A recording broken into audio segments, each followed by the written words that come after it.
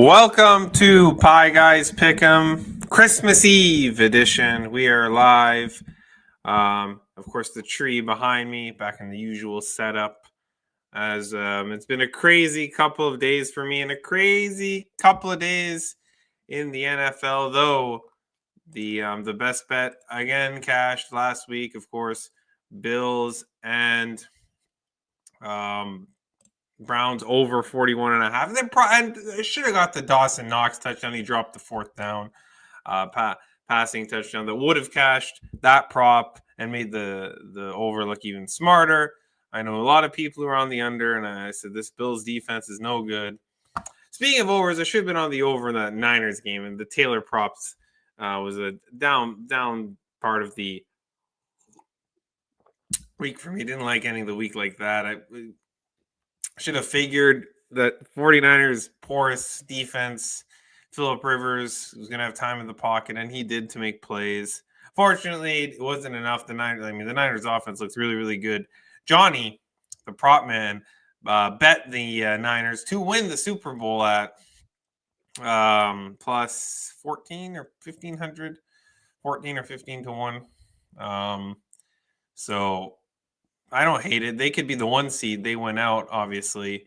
They wouldn't have to go anywhere. I believe it is the Super Bowl in San Francisco. Super Bowl 60, right? Super Bowl 2026. Yeah. So it's in the Niners. So they might not have to leave their stadium now for the rest of the season, which is wild. I believe, they're are they in Chicago this week? I think they're home to them. Anyways, we'll talk about that on Friday. There will be a Friday show, Boxing Day here in Canada, December 26th. I'm going to try to do it in around this time in the afternoon, probably 3:34. We'll see how quickly I can get through my studies for the games. In terms of the Christmas games, oh my God, I've heard over the last week, maybe two, a million ads for these Netflix games, the Cowboys, Commanders, the Lions, Vikings, and of course the Chiefs, Broncos, but that's not a Netflix game. I think that's Prime. It's a Prime game, I believe. But a million Netflix ads, and it's like we're getting third string quarterbacks and all of them. They're all, over a touchdown favorites, road favorites. So that tells you exactly what's the market think of some of these teams. And only one of the games, I guess two of the games have implications if you consider the Denver Broncos needing to seal up the one seed there. They're being chased now after they lost to Jacksonville. I should have been on the J, but I didn't. Denver was due to lose at home, but at the same time, I didn't really want to go against Denver. So will I go against them tomorrow? Let us find out as we go to the Christmas Day games. And we will start in Washington, the early afternoon game. Cowboys, Commanders. Cowboys 8.5 point road favorites. The total 50.5. I mentioned third string quarterbacks in all three games. The third string quarterback in this game, of course, for the Washington Commanders will be Josh Johnson. He wasn't very good when he came into that Eagles game on Saturday. Commanders do have an extra day of rest. They played Saturday. The Cowboys played Sunday. So I guess they're at home. So, it's not the worst spot in the world for the Commanders. But the Cowboys are used to these short week games. Of course, they play every year on Thanksgiving usually at 4:30. But, it's still an afternoon game on a Thursday. And it is the Commanders' defense, they gave a little bit of effort. But, the Eagles in that game, made mistakes, like bad mistakes against the Commanders. I believe Jalen Hurts, or I think they turned the ball over multiple times, if I'm not mistaken. I'm just going to pull that box score up there quickly. What was it? Yeah, Hurts. Oh, no, they didn't turn the ball over. Okay, I thought they had, but it was an easy, they held it their own for a little bit. We got the over thanks to a generous pass interference. I mean, it was pass interference, but the Eagles DB just kind of shoving the guy like, if they call it, like we're up big. So a little bit of help there from the Eagles defensive back to get to that over, which was nice Saturday winner for myself and those who tailed. The Cowboys, in terms of their injuries, Tyler Guyton didn't, and Demarion Overshown didn't practice Monday or Tuesday. Overshown's in concussion protocol. I don't think he's going to play, but and Tyler Guyton, obviously, an important tackle. We'll have to take a look at his status. I'll see if there's an update quickly. No. Oh yeah. Cowboys place on injured reserve. Okay, so he's on IR. So the injuries on the offensive line, but I mean, is the Commanders' pass rush going to do anything? Mariota is out. Tunsil's question, the defensive tackle Eddie Goldman's in place in injured reserve. Guard Sam Cosby's in place in injured reserve. Deron Payne has a back injury. So it's like two of their defensive tackles, him and Goldman. Linebacker Nick Bellore has a concussion. He's out. You're on your third string quarterback. And we know the Cowboys, Jerry Jones likes to look good on these standalone games. Regardless, they're eliminated. Both teams eliminated, obviously. But, I mean, who has more to play for? Arguably, it's the Cowboys because, Jerry Jones made those trades at the trade deadline. Obviously, they're not going to make the playoffs. But you have some players now that you can, look at keeping going into next year. You want to get some momentum going. The Eagles, they weren't as good this season. We'll see how they do in the playoffs. But back-to-back winners of the NFC East for the first time in 20 years, the Philadelphia Eagles. Look like the Cowboys are gonna, usurp it from them for a minute there, but that wasn't to be. Cowboys couldn't lost to the Vikings, and then the Eagles win on Saturday, sealed that. Of course, the Cowboys lost anyways to the Chargers in a game they shouldn't have been favored. It was 6. That's 6. I was thinking or 6.5, but now it's 8.5 because it's confirmed that it is Josh Johnson. Third string quarter. The difference between the problem with all these games is the difference between first and second string is big, but the difference between second and third. I mean, third string quarterbacks for the most part can't play NFL football. Whereas there are some second stringers, Davis Mills, Tyler Huntley, Mason Rudolph. Mason Rudolph's okay, I guess. Zach Wilson. The guys who can win you a game or two for sure. Half decent Tyrod Taylor, right? Half decent guys. But when you get to the third string guys, when you're talking Josh Johnsons and the Tim Boyles of the world, these aren't NFL quarterbacks. It's Cowboys or nothing, and on the side. But I think the better. I mean, I might. It's Christmas Day. I know you want some action. Pick your favorite. I think this is a game. Your favorite Dallas Cowboy player, you can pick him to go over in his yards. You can pick him to score. I mean, they should bury the Commanders here if they're on. Like I said, it's Christmas Day games. This is Jerry Jones' team, and Jerry Jones is a showman. This is a stage. People are going to be regardless, and it's on Netflix, so pretty much the whole world, for the most part, has access to somebody's Netflix account, right? So the people will be watching. It's a big stage. Jerry Jones loves to look good on these stages. This is the team the Cowboys can beat up on, and we know the Cowboys are great front runners, so I understand the move. I will play small Dallas -8 because as bad as Dallas defense is, what's Josh Johnson going to do against this defense? I don't even know if he can. Like the Cowboys defense is better than it was at the beginning. This isn't the Bengals defense. This is. I mean, Quinn Ewers faced the Bengals. Now, I'll talk about that game, but Quinn Ewers faced the Bengals defense last week, and he looked really good. But the Dolphins have a good run game. And the Cowboys are stronger now against the run. Of course, they got Kenny Clark, the Quinn Williams. I can't remember if Quinn Williams is on IR. I checked that quickly, but I feel like the Cowboys should be able to just bury these guys. Josh Johnson, sounds promising. Yeah, questionable. Okay, so if Quinn Williams plays, and it looks like he will play, what are the Commanders going to do here with him and Kenny Clark in the middle there, stopping the run? You're relying on Josh Johnson to throw the football. And we know the Cowboys secondary can be beat, but at the same time, a bad quarterback against the secondary will throw pick sixes, and we've seen that many times. So I like Dallas -8. Small. These are small plays. Less like probably no more than one full unit across all of them.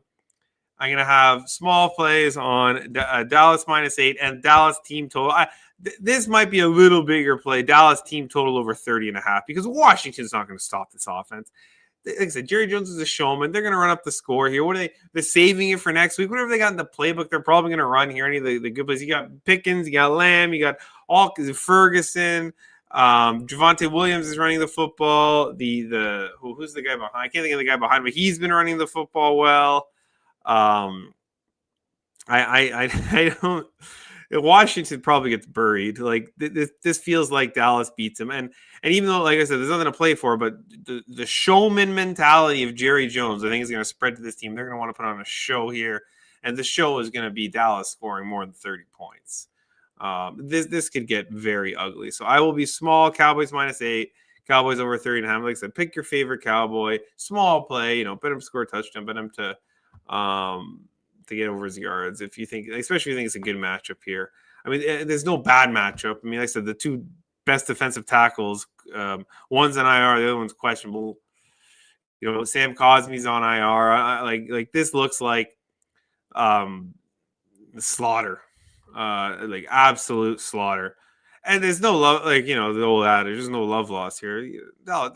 Philly beat these guys last week. Dallas wants to say, hey, we're just as good. We just got off to a bad start. We'll be back next year. I think this is the statement game for Dallas. I suppose the next week is New York Giants, who, let's be honest, aren't going to try, and no one's going to watch that game. So give me the Cowboys. All right. Max Brosmer returns after his 4-interception game against the Seahawks, and of course the Carson Wentz pick six that he threw, the low light reel. Oh, that's probably gonna be the low lights of the year. We're gonna see those in the next week or so. But I mean, Max Brosmer gets the chance to redeem himself here against the Detroit Lions. The Lions again. This also opened less than a touch. It is now at the 7.5. Interesting. The Cowboy game's up to 8.5. And if you like these favorites, especially these first two, bet them soon because I think they both could get to 10. This one I'm not sure about. The Cowboy one, I see 10s popping up, and I think it could get to 10s. I get an 8 quick because it's not going the other way. Nobody's betting Josh Johnson. Yeah, especially there's going to be a lot of casuals watching these. You get Josh Johnson on one side and Dak Prescott and CeeDee Lamb and George Pickens on the other side. It's like, well, who are the casuals going to bet? But you can tease these two, but I'm not. I got a sneaking suspicion this game might be closer than the first one. Sneaking the Vikings defense with Brian Flores isn't going to quit, whereas the Commanders defense, we talked about earlier in the season. The Commanders, it's a lot of veteran players. They're very old, not much to prove. Someone will sign them next season. A lot of them going on IR. Not as they don't need to put as much good tape. There's not as many people playing for jobs essentially on the Commanders. Like I said, it's a veteran team. They have a reputation. They're going to probably get another job next year. Or some, even if they don't get one right away. They're a veteran. Someone will get hurt. They'll get signed. The Vikings are a younger team, though. You talk about a lot of these players a little bit younger than the Commanders. And Brian Flores' defense is a quit. And they're at home. It's going to be raucous. The Commanders, there could be just as many, there could be quite a few Cowboys fans there. This game, I feel like there's going to be a lot of Vikings fans. This is the Vikings are 7-8. They've played well over the last 3 weeks. They beat the Cowboys. With nothing to play for, they beat the Cowboys. The Giants game last week, okay, it was a little bit of a snore fest, but we'll talk about the Giants more on Friday. But that team is it looks like a dead nut. Looks like they're not trying. The Giants look like they're trying to beat the clock, not the opponent. They want the season over, and they want that number 1 pick. Is what the Giants look like. Minnesota, no, they don't. 7-8. They could. Their win total is 8.5. Still alive. If you have a Minnesota Vikings win total over 8.5, they got 2 games left. Lions, they're live. Now, if it was McCarthy, if this was JG McCarthy and Detroit was catching, or Minnesota was catching 3.5 at home, I would be betting the Vikings here because obviously, like I said, like the Cowboys, they're playing for next year. They're playing for jobs. And they're playing for Steve. They have the guys in place, like just like Dallas. You'd like to draft somebody, but you're not in the mix for a high draft pick. The difference between draft pick 10 and draft pick 20, you know what I mean? I mean, is it really that much of a difference? Or draft pick 10 and draft pick 16, right? Like, they're not in the mix for these high draft picks like the Commanders are. And I think it's more important for them to get some good momentum. And Minnesota's been building momentum. I mentioned a couple wins in a row, 3 wins in a row now, where they shut out Washington. They beat the Cowboys. They beat the Giants. Now it's a home game. That home crowd, it's still Christmas. They'll still be fan. And I think they're still going to be loud. And they have the chance to eliminate the Detroit Lions, which would be a big coup for them. Because Green Bay obviously doesn't play until Saturday, which we'll talk about on Friday. So I think there is significant onus on Minnesota to win this game. Now, there are injuries. The veterans, Ryan Kelly is concussed. Yeah, he's got, I think it's his 4th concussion. I hope he gets a little better luck with that. Jordan Mason's out. McCarthy, obviously, he's out. And TJ Hawkinson, the veteran tight end, he's out with a shoulder injury. Tackle Brian O'Neill, questionable here with the heel injury. See if he plays. And depth tight end Gavin Bartholomew is out as well. Aaron Jones will play, but he was limited. And I feel like he's playing because Jordan Mason's out. Whereas if Jordan Mason were healthy, they'd probably sit Aaron Jones. But because Jordan Mason's out, Ty Chandler is not very good. We'll keep it at that. Like I said, running backs don't matter to a point. But when you get to the 3rd and 4th string guys, Ty Chandler's a 3rd string guy that fumbles the football. So that could be a problem here. And, Max Brosmer could throw some interceptions. There is a prop bet I'm thinking about with that one. And on the other side, the Lions have to win. There's a lot of questionables, a lot of guys playing banged up, but they're going to play. I think they're going to play. There's a laundry list of questionables with the Lions team. They're banged up. They need to win, and they need the Packers to lose out. They need to win out. But it's not like this isn't some, the Packers are playing like with the Colts where, Houston was playing, or the Dolphins a few weeks ago, where Houston's playing Vegas the next week, who almost upset them, but still they're Vegas, so they didn't, or someone's playing like the Giants, somebody dead. The Packers are playing the Baltimore Ravens, who also need to win. And now with Tyler Huntley, likely, but still team that needs to win, not a team that's going to lay down, no chance. And these Vikings in Minnesota, again, who I don't think are going to lay down, because McCarthy has a concussion.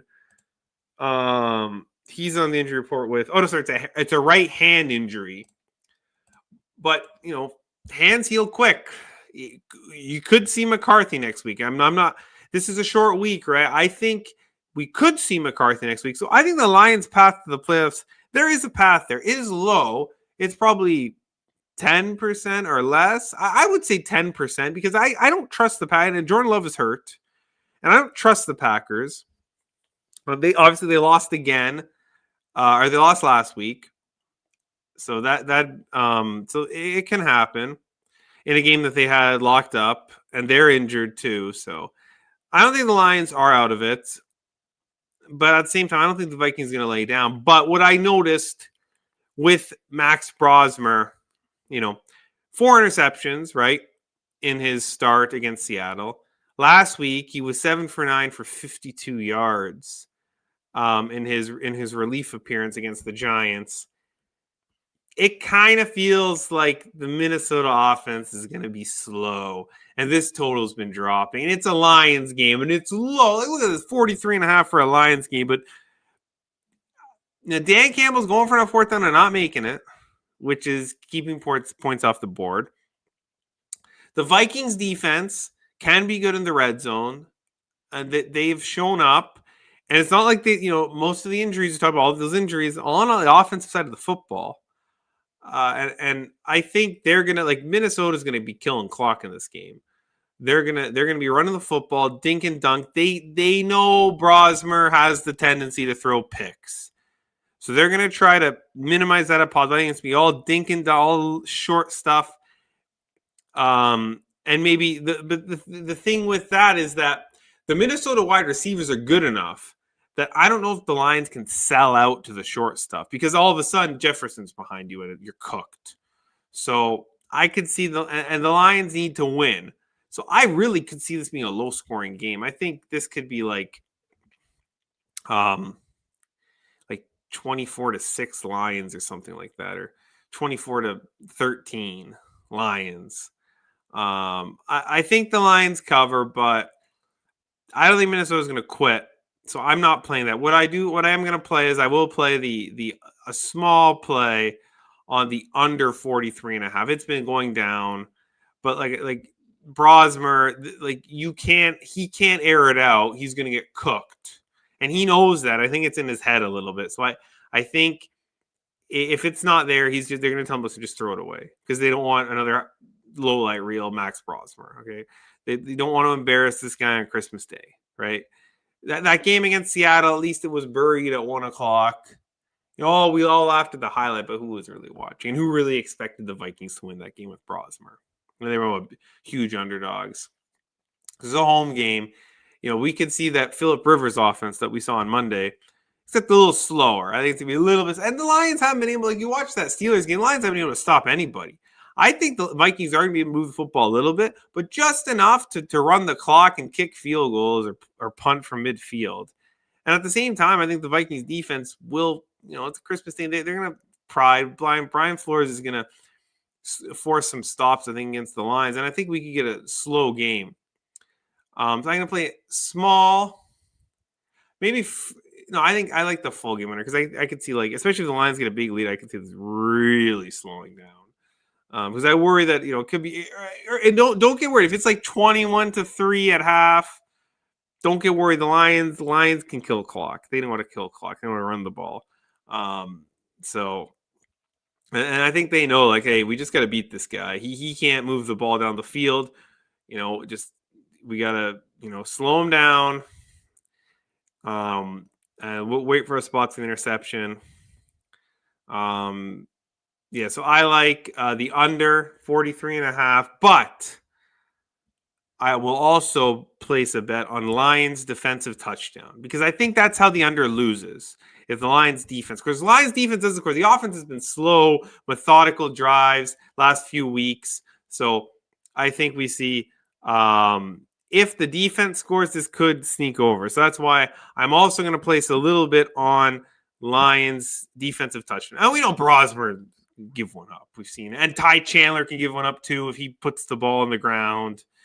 We can catch both. Why not? 30-10. We catch both. Under 43.5 and Lions defensive touchdown. All right. As we move to the final game on the board, Denver Broncos, Kansas City Chiefs. Chiefs 13.5 point home dogs. When's the last time anybody said that? 13.5 point home dogs at total at a primetime game. Total here 36.5. Yuck. The Broncos finally lost the game at home last week to the Jacksonville Jaguars. They outgained the Jaguars. What was it? It was they had 7, I believe 7 point something yards per play against the Jaguars, but what was it? 6.8 yards per play. The Jaguars 5.1. I found my notes here, but 2 turnovers, 1 fumble, 1 interception. And the Jaguars had the ball for a little more time. The Jaguars were 4 of 5 in the red zone. Broncos 1 of 2. Broncos red zone defense been excellent for weeks. All of a sudden, they play the Jaguars and 4 of 5 in the red zone for Jacksonville. Jacksonville looks like a really good team. But at the same time, was it the fact that the Jaguars were that good, or the Broncos were due to regress a little bit? They only punted 3 times. The Jaguars punted 5 times. The Jaguars allowed 5 sacks. Broncos only was sacked one time, but you can't make the turnovers. He had 6 penalties. The Jaguars too. That'll lose you games in those big games. Penalties and turnovers. Those will lose you big games, especially when both teams are very, very good. I can't even remember the guy's name who's starting for the Chiefs, but Gardner Minshew tore his ACL now last week. And it will be, let me get this guy's name up, Chris Oladokun. He will be starting for the Chiefs. And against the Titans, he came out. What a win on the Titans, by the way. You know what? Beautiful. Excellent. Made my week. Really needed that one, considering how Monday night went with Jonathan Taylor. But he had, an 88.3 passer rating, 111 yards, no touchdowns, no picks. He was sacked 4 times. The run game, Pacheco was all right. He had 34 yards on the ground, 41 yards through the air. Worthy, 41 also through the air. It wasn't a good game. The Titans, like I said, it was the flattest of flat spots for the Chiefs. The Titans really wanted that win. The Titans, I think Cam Ward is their guy. I think he is a capable quarterback from what I've seen. He's not turning the ball over. He's making the plays there. There's nobody around him. He needs an offensive line. He needs Calvin Ridley back. He could, Gunnar Helm and Kamara DK are nice little players, but you could use some upgrades, the wide receiver and the tight end position, most importantly, the offensive line for the Titans. So, he needs a better team around him, but I think they have their guy. So I think that, and of course the interim coach, they're playing for a job 1,000,000%. So, and the young guys want to prove themselves. They want a spot on this roster next season when the reinforcements come in. Those guys like Helm and DK. So I think that Helm and DK have solidified their spot on the roster. Or, well, who knows? The Titans might get rid of them. Someone good will sign them because that's the Titans. But yeah, now you get your 30.5-point home dog to the Broncos. The big news, of course, the new stadium in Kansas opening in 5 years or so, 2030. So what are we going to do with this game? Because the Broncos, if you've been a chalk eater with the Broncos this season, it has not been good for you. They have not won by margin. The Chiefs clearly flat last week. Are they going to be? I'm not so sure they're going to be as flat this week. This is a big Christmas Day game. Travis Kelce is going to play. Taylor Swift likes her Christmas. We know, or I know that. Now you do as well. You look at the injury report here. I don't see, is Chris Jones out for I don't see Chris Jones on the injury report at all. Is he playing? News. Yeah, Chris Jones is playing. Travis Kelce, Chris Jones, after the loss, they want to finish strong. I think that, I know it's a Ludicon, but look at the other point spreads. 8.5, 7.5. This one's 13.5. And remember, the Denver's play the Chargers next week. And if I correctly remember the division standings, that game, if the Chargers win against Houston on Saturday, it doesn't matter what the Broncos do. That game will be for the AFC West, I believe, if I remember. Yeah, because the Chargers are 1 game back, but the Chargers have won every divisional game. So if they're tied, the Chargers will have the tiebreaker. If they beat Denver week 18. So this game, unless the Chargers lose on Saturday to Houston, and it's a pick'em game. Next week is the game that Denver is likely to clinch the division or lose the division. All of a sudden, they lost to Jacksonville, and the 1 seed. Not only is the 1 seed on the line, you're in danger of dropping to the 5 seed and having to go play Pittsburgh on the road. I don't know, or Baltimore on the road. Even worse. Well, arguably worse. So this game in Kansas City, yes, it means something. Like the Chargers obviously could lose on Saturday, but regardless, And then they would clinch the division with a win here. But even if you lose this game, no matter what, you can still win Week 18, and you win the division. But obviously, you want to win this game to keep the 1 seed, but you don't have to win by 14. You know, like, are you really going to go into Kansas City and bury them with a third-string quarterback? Maybe they just hate this team that much, and people are going to want, they're going to want to really, especially off a loss. Denver could go in here and absolutely bury him, but I have a sneaking suspicion the Chiefs show up tomorrow. They didn't show up last week, but and it's 13.5. The drop off from Patrick Mahomes to Gardner Minshew is massive, but the drop off from Gardner Minshew to Chris Ludecon's 2-3 points. Yes, we talk about third string quarterbacks aren't NFL caliber. I don't know much about this guy. I know Brosmer's not good. I know Josh Johnson is mediocre to bad. I know Josh Johnson's bad. I don't know this guy. Andy Reid could have some kind of game plan. I think this is the Chiefs Super Bowl. They haven't. Now obviously they've been to the real Super Bowl last 5 years. So does it really mean anything? I don't know, but the Chiefs aren't going to lay down to Denver. I can almost guarantee the team that's finally them and the Chargers, but the one of the team that's finally knocked them off their crown. You get them at home. The defense isn't going to lay down here. Chris Jones is going to play hard. I think Travis Kelce is going to play hard. I think Pacheco is going to play hard. The offensive line is the concern. Andy Reid's not an idiot. He's going to know you got to run the ball here. You got to short stuff, this, that, and you just got to not lose, but you can't embarrass yourself. I think the key is show fight, be in the game. I think this game might be a little bit entertaining. We've seen, Chad Henne, Carson Wentz, etc. have decent. Now, obviously, those players are better than Ludicon, but I don't know much about him. So I am going to have a small play here. All these plays are small, as I mentioned, on Kansas City plus 13.5. And I'm going to play some Kelce yards because the Broncos linebackers are good, but I feel like it's going to be a lot of Kelce props, receptions, yards, because I feel like it's going to be a lot of 3 yards, 4 yards to Kelce, 7 yards to Kelce. Kelce's going to be the security blanket here. And they're at home, so the defense should get a little bit of boost. The defense could play well here. I could see the defense playing well if Pacheco is able to run the football here. We saw. Let's see, how did Jacksonville? Jacksonville had 81 yards rushing on how many carries?